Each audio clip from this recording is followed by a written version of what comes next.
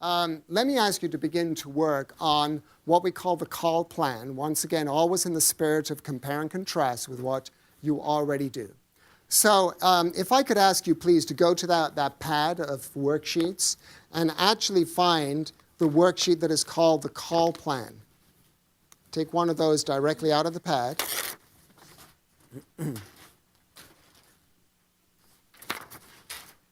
And could you begin by writing down the name of a client, the name of the company? It might very well be the one that you've already identified that you want to advance, that you've already written down in your guide. Write down the name of the client that you want to work on. If you know the date of a particularly important meeting or call that you have with that client that you want to prepare for, write that down. When is the date of that meeting that you have in mind? Everybody got that? And now let's begin, once again, honing in on this whole idea of the end in mind. Take a look at the screen if you would. The end in mind, we're going to define it as what is the next decision that we can expect the client to make comfortably and realistically and that will advance the deal. So that's how we begin to define the end in mind. Now, the other element of the call plan that we're going to work on is this element that we call key beliefs. What does the client need to believe in order to comfortably arrive at the end in mind? What are those topics? What are those themes? What's the information that the client has to assimilate in order to be able to get to an end in mind? And we're also going to be talking about preconditioning.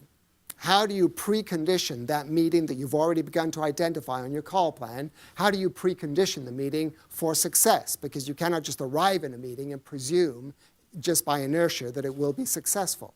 So how do you precondition for success? These are the key elements that I'm going to ask you to begin to think about. All right, do me a favor. Could you go back to your call plan? You remember the call plan where you identified the meeting that you wanted to have? You'll notice that there's a space on your call plan that says yellow lights. Do you still have your piece of paper from earlier on today? Call plan? Yeah, so once again, just revisit very quickly the end in mind, the key beliefs, and can you see in the space where it says yellow lights? Could you just write down just one yellow light? Try to make it the worst one, the most horrible yellow light that you think you might get in this meeting with regards to this end in mind. Write down what sort of pushback or objection you might get, and then the response, the three-part response that you might use to actually deal with that objection. All right, if I could ask you to keep that call plan very much as work in progress. You know, you do it, then you kind of got to revisit it, and you'll polish it, and you'll refine it a little bit. At least we got it going today. Is it fair to say that 80% of the yellow lights we can predict for? We know we're going to get them, right? You're too expensive. I already have an existing provider. I don't like change. Your point, Paul, earlier on. 80% of these yellow lights we can predict for, so we should be able to prepare for them too. Is this helpful?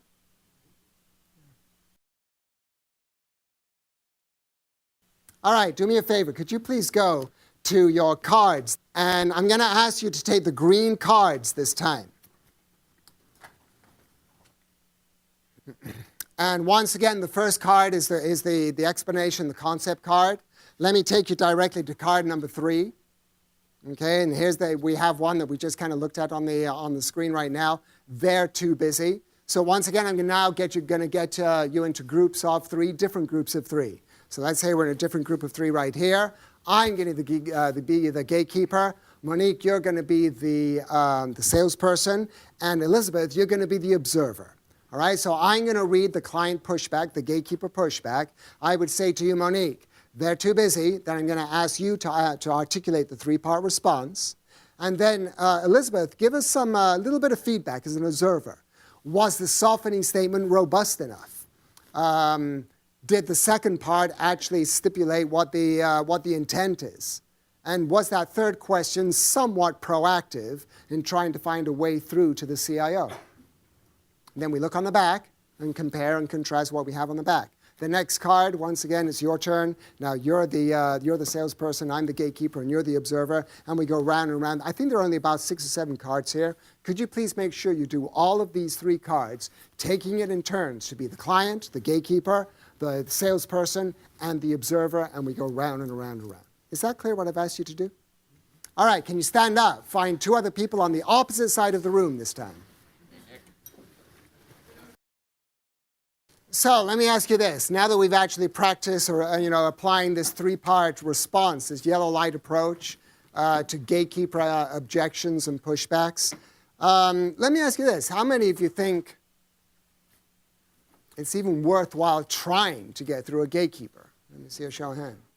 Yeah, absolutely. It's always worthwhile trying, isn't it? Like we were saying, the worst thing they can say is no in various ways, right? And we already know, we got to know. Anything above a no is already a gain, right? So let's go for it. Yeah. What benefits do you get if you do access other stakeholders? What are the benefits? Yeah, broaden the relationship footprint. Yeah, anything else? More perspectives, yeah. Win fast. Win fast or Lose fast. yeah. Well, I was just going to say you qualify the opportunity further. There you go. Qualify in or qualify out. If you've got a gatekeeper and it's no and no and no, and what is it about no that you don't understand? Well, here's the difficult decision, or maybe not so difficult decision, actually. Yes, sir. You may actually end up solving the real problem. Yes. Yes, because here we are at this level, at a very technical level. You know, the real business problem is up here. Unless we try to get up there, we won't solve the real problem. And when this one doesn't really solve the real problem, whose fault is it going to be? Yes, sir. Having more stakeholders usually will lead to earning the business because you have some momentum internal in the client organization that are talking about your solution Yes. and how you handled the discussion in the meeting. Yeah. And have you noticed also our solution will begin to make sense to more people. And as our solution makes sense to more people, it becomes less fee sensitive and less price sensitive. So we'd invite you to have that in mind. It's always going to be time, fairness, and responsibility. And here's a 3-part response. Now, as we were saying in our group over here, right? I'd suggest always have your personal rule of thumb. Because it's very easy to be a gatekeeper. You can spend all day just saying no, right? So have your rule of thumb. My rule of thumb is twice. I'll try twice. And if after 2 attempts I do the yellow light thing, then I do the yellow light thing again. I mean, if it's not working after 2 attempts, now we need to make a different sort of decision with this client. Maybe we even create a crisis. And we say, we're not moving forward. We're qualifying out. And if the gatekeeper says, fine, goodbye, they were never going to give us the business in the first place, right? Aren't you glad we lost fast? Now, this, the whole idea of the playbook, I just want to revisit this before we finish. Let me ask you to go to page 36 in your manual, page 36. You know the premise, just to recap, the premise of today is that this is really the kickoff for the 12 weeks that now begin. So it's not over. Actually, this is the beginning of all the hard work actually that has to happen. So in an adult learning environment, you know, nobody's going to be breathing down our neck saying, have you completed week 1? And have you completed week 2? It's not going to be like that within an adult learning environment, right? It really does require you to be absolutely committed to that idea of sort of accountability to a coach. And that person, if you're their coach, you know, they're accountable to you in making sure that you progress through those 12 weeks. This is not, you know, sort of additional work, or it is integral part of everything that we've been practicing so far today. So on page 36, remember the work session date was today. The completion date is March 25. We already established that at the beginning of the day. Now, let me ask you this. How many of you have got a coach, a coaching partner in the room today? Let me see a show of hands. Okay. How many of you do not have a coaching partner in the room? Okay, those of you that do not have a coaching partner in the room, I'm going to ask you in addition to selecting somebody maybe back in your company, please get a coaching partner of someone that's in the room today, even if they're from a different company. I'd just like for you to take time to do that right now. There are 20 people in the room, so we can divide up the coaching partnerships very, very, very well. I mean, it's going to work out, right, in twos. So could you please write down the contact information of your coaching partner that is in the room today? Okay, if you don't have one, you need to get one right now. Actually, physically write it down right here. I don't want you to bleep over this. Write down the contact information. All right, so write down, can you see there it says write down the coaching information? Also, please, with your coaching partner, determine what is the date of your first meeting, your first coaching meeting, when you will actually go over week 1 of the playbook. When will that happen?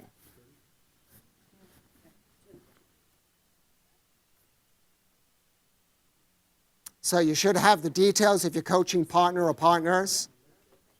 You should also have the date when you will get together. This can be face-to-face, over the phone, whatever makes sense. Does everybody have that?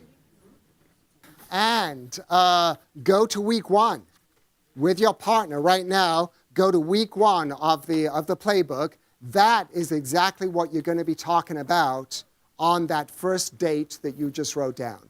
So with your coaching partner, just review week 1 of the playbook, if you would.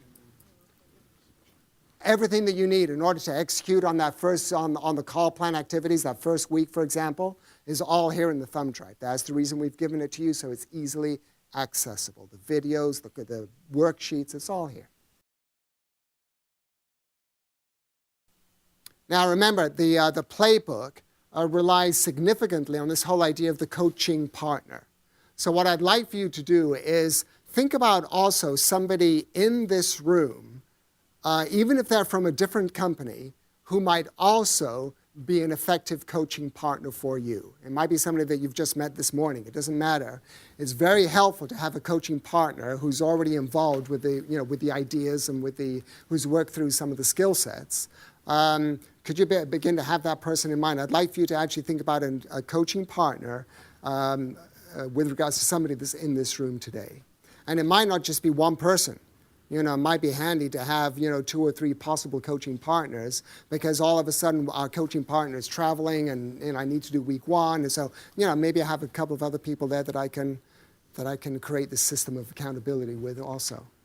So please, could you double check your coaching partner? And if you do not have somebody identified in this room who could be a coaching partner, as we go to break right now, could you please get someone in this room who might be an effective coaching partner?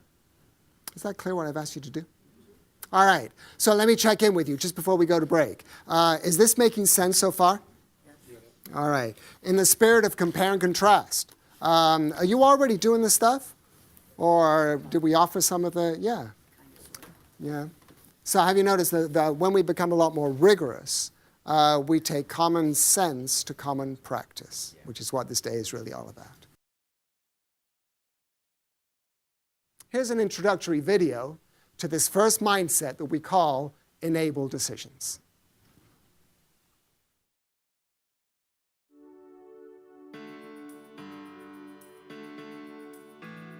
What's the purpose of a sales meeting?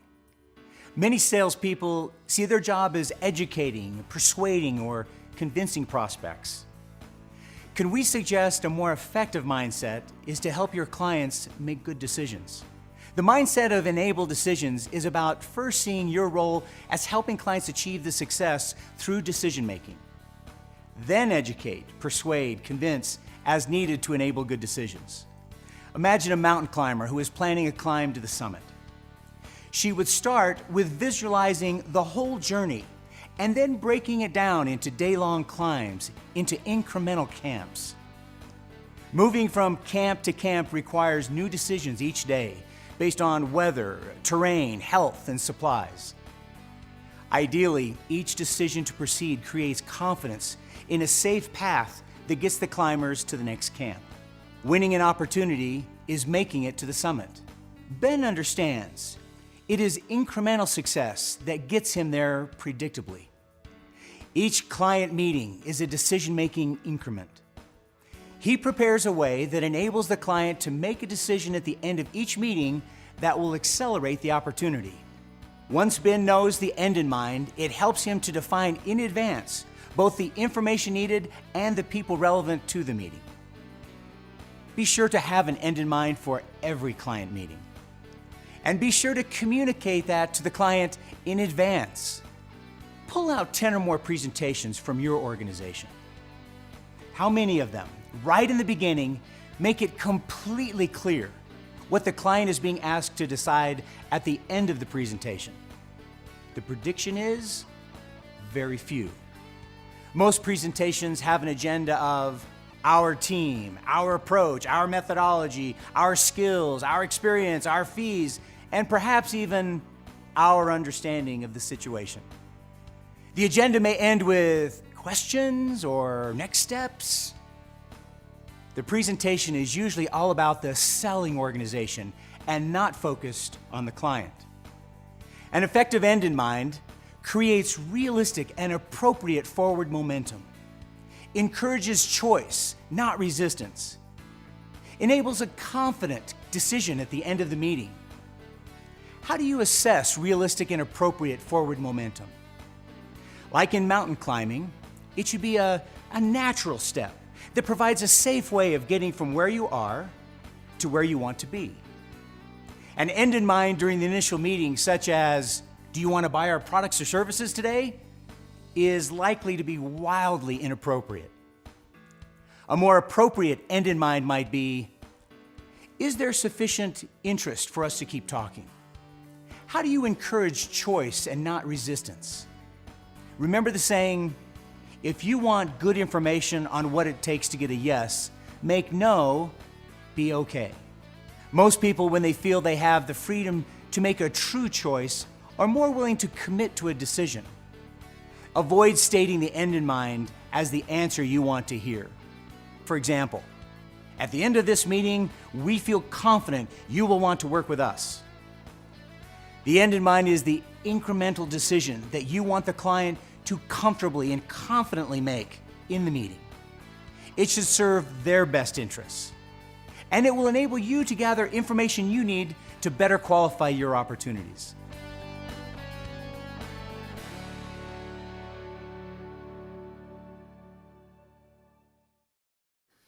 So, as we just saw that video, what topics or what items there resonate a little bit for you?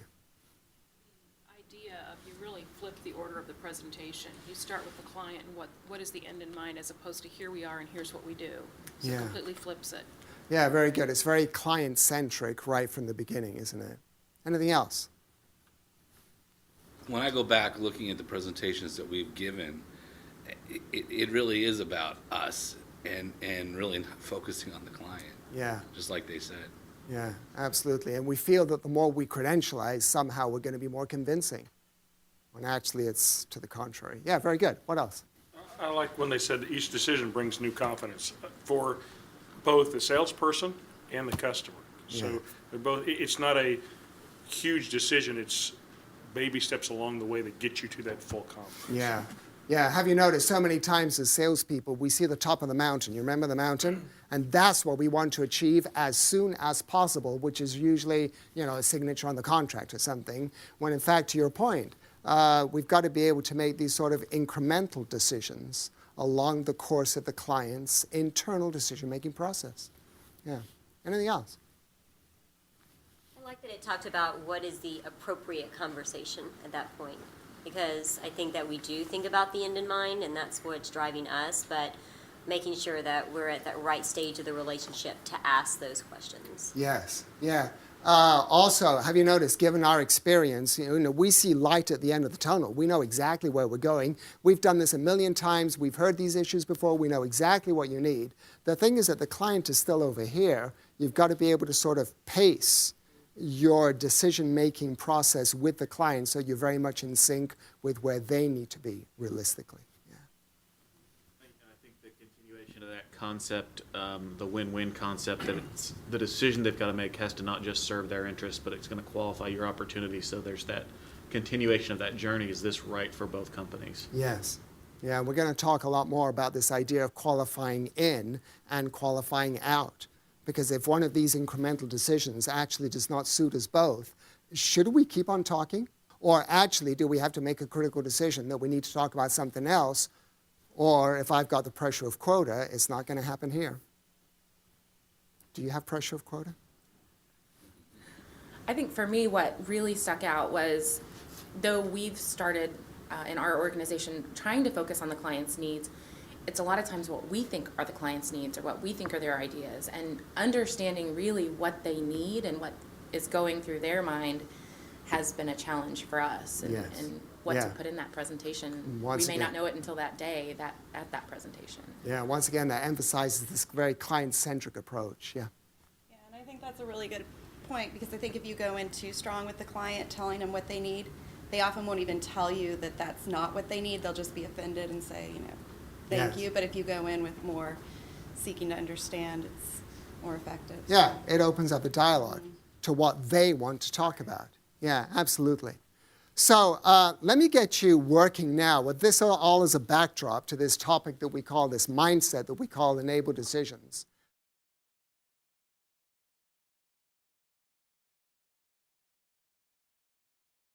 So Nick, as facilitators prepare again in teaching, what are the critical content areas that they need to be familiar with to make sure they keep the pace going and address those vital areas?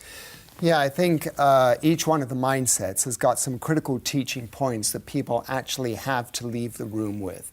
This is the way that the day will really be successful for you as a facilitator. Okay. So when we think about enabling decisions, probably the most critical thing there that people have to come away with is this idea of enabling decisions incrementally over the course of the selling cycle. Instead of just trying to get to the final decision at the end of the day, actually help people understand they've got to make bite-sized decisions along the course of the selling. That's going to take some patience. It will. For salespeople. It takes some patience and also some sort of rigor. Yeah. And I think the rigor is achieved through this tool that we call the call plan. If you really focus on the end in mind, remember the end in mind we define as what do we want the client to decide Yes. as the immediate next step in the selling cycle, I think that helps provide some of that rigor. It does. It does. And in addition to the end in mind, this whole idea of key beliefs. What are those topics or those themes or those things that the client has to assimilate in order to comfortably arrive at the end in mind? Along with that, make sure that people understand the importance of preconditioning. Preconditioning is, as everybody knows, as you and I know, Craig, it's not just some sort of, cherry on the cake. It's not the icing on the cake. Yes. It is part of the cake. Yeah. It's part of the mix, Yeah, right? it's a key element. Yeah. So there we have, once again, in the spirit of making this very practical very quickly, we present this idea of the decision grid to you, 5 components in the decision grid: steps, decision, when, who, and how. If I could ask you please to go to your pad of worksheets, and could you find the one that is called the decision grid?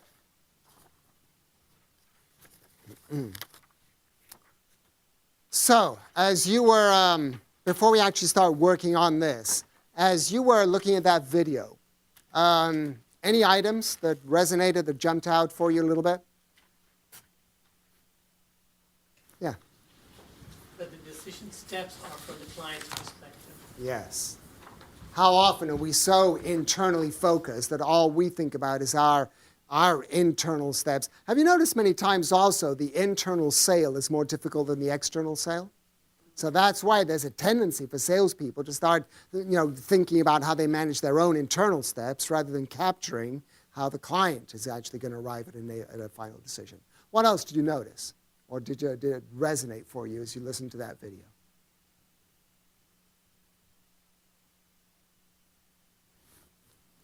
For me, it was get the how directly from the who. I think I've been given the how, but it wasn't the right how before, Yeah. and then gone on a wild goose chase and been completely frustrated. There we go. Yeah, I mean, if you're my client, I need to somehow, I don't want to go to Chris, could you tell me what Crystal thinks? I mean, I got to go directly to you, which brings up the whole topic of gatekeepers and access to you. We're going to talk about that also. Yeah, Linda. The specific around who is involved, the person's name and their title. So not just procurement or purchasing or HR or, whatever Yes. the general bucket is, but the Yeah. actual person. Yeah, exactly. At the beginning, we may have to, the information they have right now is IT department and procurement. We may have to capture that to begin with. The thing is that, to your point, later on, we're going to have to unbundle that because those are real people that we need to access if we are going to get the how from the who, directly from the who. Yeah, anything else that resonated from that video? Yeah. I like the when piece, because it said in there about understanding who and then how long, and then the fortitude you're gonna have to go through the process with this individual. So it sets an expectation to yourself on that you might have a lot more work than you thought based on who it is. Yeah, based on who it is. And also the when, right? The timeline. Have you noticed time kills deals? Is that your experience? Yeah, so it had, like Christine said in the video, the when column really is very critical. It helps you determine the stamina that you're going to need to keep this deal alive, the stamina that they are going to need internally to keep this deal alive too, because time kills deals. All right, so as we think about and I need to get Tyler back here. Do me a favor, for the client that you have decided to work on, can you see where it says name up here? Could you write down the name of the client that you decided to work on this morning and that you've been working on all day? And I'm going to ask you to complete the decision grid as best as you can today. If you don't know something, leave it blank. Just because there's a box there, don't fill it out just to make the thing look pretty, right? If you don't know something, leave it blank. It's better to know what you know and know what you don't know. So could you please fill this out as best as you can today on the opportunity and the client that you've decided to work on. All right. Let me stop you there as far as you got. I'd like to suggest to you that the decision grid, it's always work in progress. It never stops. It's always moving. Is it possible you go and talk to one stakeholder and they think they're going to make a decision in this way? You go and talk to somebody else, they've got a different opinion as to how they really are going to make a decision. So this is always moving, always dynamic. Oh, okay, I know you want, yeah. Just like the opportunity worksheet, it's always moving. People have always got different issues, evidence, and impact. At least what we've done so far is we've taken a photograph today of what you know to be the client's decision-making process. You know what the gaps are. Let's not assume, let's not guess. If there's a gap there, can we live with that gap or do we have to fill it in? All right. You'll also notice on the right-hand side of the decision grid, we've got that area that we call resources. Given your knowledge today, what could you write down there in terms of the timing for when the client would like to see these problems resolved or these results generated? Have you had that conversation? Have you had the conversation around people? How many people do they need to provide on this project? How many people are you going to provide? And money, have you had the investment conversation yet or not? So on the right-hand side where it says time, people, money, could you write down there your understanding as to the availability of resources? And if you have not yet had those conversations, leave that blank. All right, and if I can ask you just to leave that very much as work in progress also. So there you have a decision grid and what you understand around the availability of time and people and money. Begin to understand what you're going to focus on over the next 15 days to begin to complete this information. Something else. Oh, and by the way, on page 23 and 24 in the manual, can you just go to there, page 23 and 24? There you have some samples, some examples of decision grids that you might like to refer to. We don't have to read it all in detail right now. At least you know that you've got some samples there to refer to in case those are helpful for you. Page 23 and page 24. Yes, sir? Would you take a minute to tell us about the client validation step down at the bottom? Yeah. Really, we want to be very rigorous about making sure that the information that we capture on the decision grid has been validated by the client. So many times, we come across salespeople that because they've done this sort of project in the past, or they've been working with this client for many years and they kind of know, how they work internally, all sorts of assumptions, all sorts of guesses tend to be made. So we want as much of this information to be actually validated by the client in order to make it secure.